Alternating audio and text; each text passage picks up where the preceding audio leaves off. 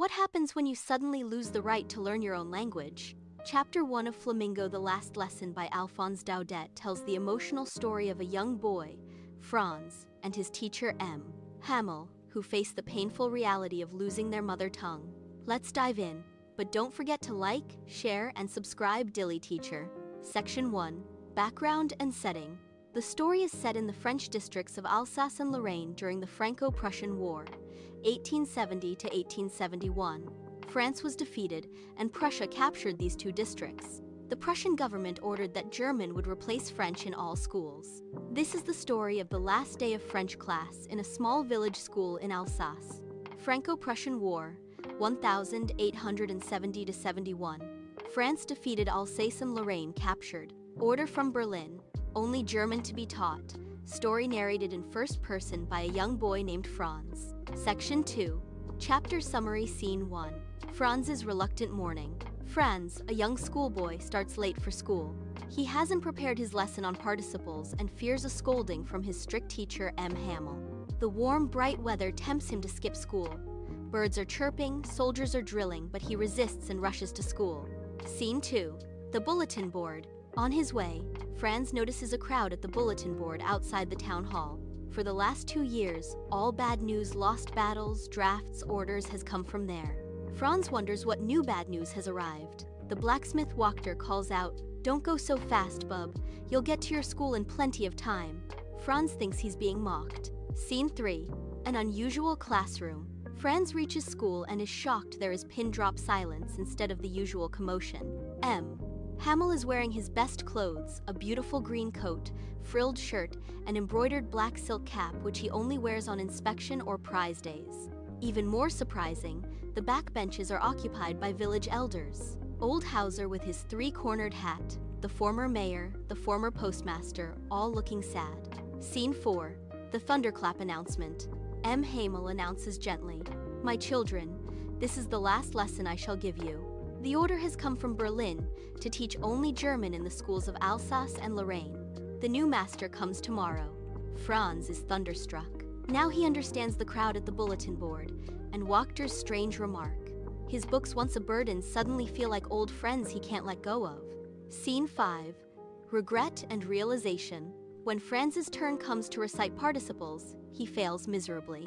But Hamel doesn't scold him. Instead, he says, "I won't scold you, little Franz, you must feel bad enough." He blames everyone, the students for procrastinating, the parents for sending children to work on farms and mills, and himself for giving holidays when he wanted to go fishing, and for sending students to water his flowers. Scene 6. Language is the key to freedom. Part A. Hamel doesn't scold Franz. But Hamel doesn't scold him. Instead, he says gently, "I won't scold you, little Franz, you must feel bad enough. See how it is. Every day we have said to ourselves, 'Bah, I've plenty of time, I'll learn it tomorrow,' and now you see where we've come out." This is the central theme of the chapter Procrastination. The habit of putting things off to tomorrow has destroyed their chance to learn their own language. That's the great trouble with Alsace. She puts off learning till tomorrow. Notice Alsace is personified as a woman who procrastinates. This literary device is often asked in exams. Board exam alert.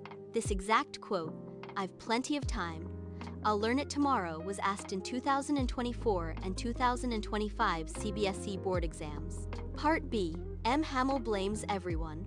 Hamel then says that the enemies will now have the right to mock them. "How is it? You pretend to be Frenchmen, and yet you can neither speak nor write your own language." But he tells Franz, "You are not the worst, poor little Franz. We've all a great deal to reproach ourselves with." He blames everyone. The parents. "Your parents were not anxious enough to have you learn. They preferred to put you to work on a farm or at the mills so as to have a little more money. They chose money over education." Himself, the teacher. "And I've been to blame also.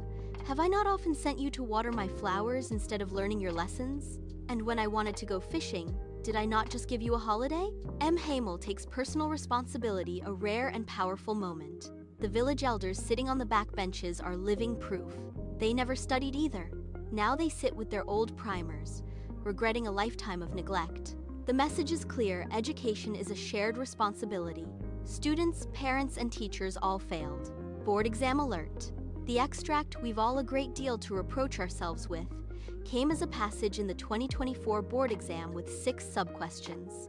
The question, who did M. Hamel blame, has appeared in 2019, 2020, and 2024. Part C, the most powerful quote key to the prison. Then M. Hamel speaks about the French language with deep pride and emotion.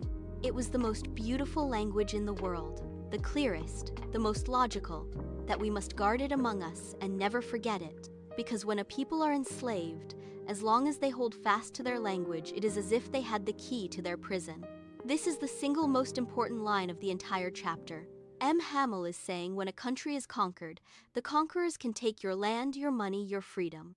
But if you hold on to your language, you hold on to your identity. Your language is the key that can unlock the prison of slavery. The Prussians knew this, that's exactly why they banned French. They didn't just want to conquer the land, they wanted to erase French identity itself. M. Hamel's message, guard your language, it is your culture, it is your identity, it is your freedom. Literary devices. Simile language compared to the key to their prison. Patriotic magnification calling French the most beautiful, clearest, most logical. Board exam alert. This is the most asked quote from the entire chapter, appeared in 2019, 2020, 2023, 2024 board exams. Common questions include, what did M. Hamel say about French? How does the story connect language to identity? And the full quote explanation as a long answer, 5 to 6 marks. Scene 7, the last moments. M. Hamel distributes new notebooks with Franz. Alsace is written beautifully on the covers, they look like little flags floating around the room. Everyone writes silently. Even the pigeons coo quietly on the roof, and Franz wonders, will they make them sing in German? Even the pigeons? The church clock strikes 12. The Angelus prayer begins. The Prussian trumpets sound outside. M. Hamel stands up, pale and emotional. He tries to speak, but his voice chokes. He turns to the blackboard and writes in large letters, Vive la France! Long live France! Then, without a word, he gestures, school is dismissed. You may go. Section 3. Characters. Franz, the narrator, a young French schoolboy, initially carefree and reluctant to study, afraid of M. Hamel, doesn't know. Participles undergoes a transformation from carelessness to deep regret and respect. Represents the common people of Alsace who took their language for granted. His thought about pigeons cooing in German shows his resistance to linguistic chauvinism. M. Hamel, the teacher, dedicated French teacher who served for 40 years, strict but deeply patriotic.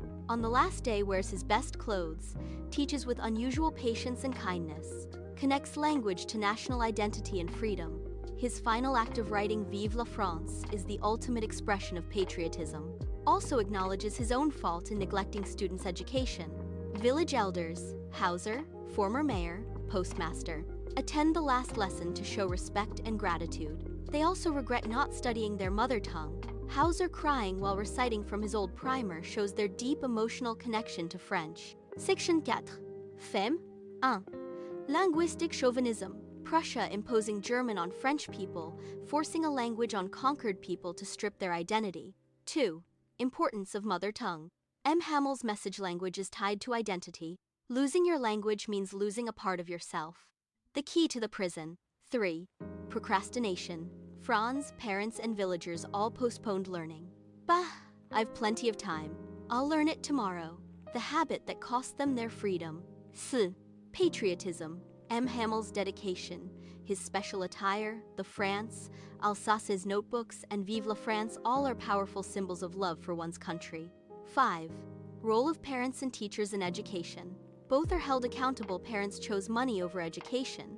The teacher chose leisure over teaching. 6. Realization and regret. The entire chapter revolves around the human tendency to value things only when they are about to be lost. Section 5. Literary devices. Metaphor.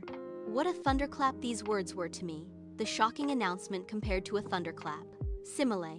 As long as they hold fast to their language, it is as if they had the key to their prison. Language compared to a key to freedom. Irony. Franz hated school, but the moment he loses it, he desperately wants to learn. Symbolism. Bulletin board. Oppression. French language, identity and freedom. Pigeons. Naturalness of mother tongue. M. Hamel's clothes. Respect for the occasion. These are the few symbolic elements. The rest are given in the description box. Please check from there. Narrative style. First-person narration by Franz makes it personal and emotional. The last lesson teaches us to never take our language, education, and identity for granted because once lost, they may never come back. If this summary helped you, like, share, and subscribe for more chapter-wise animated summaries.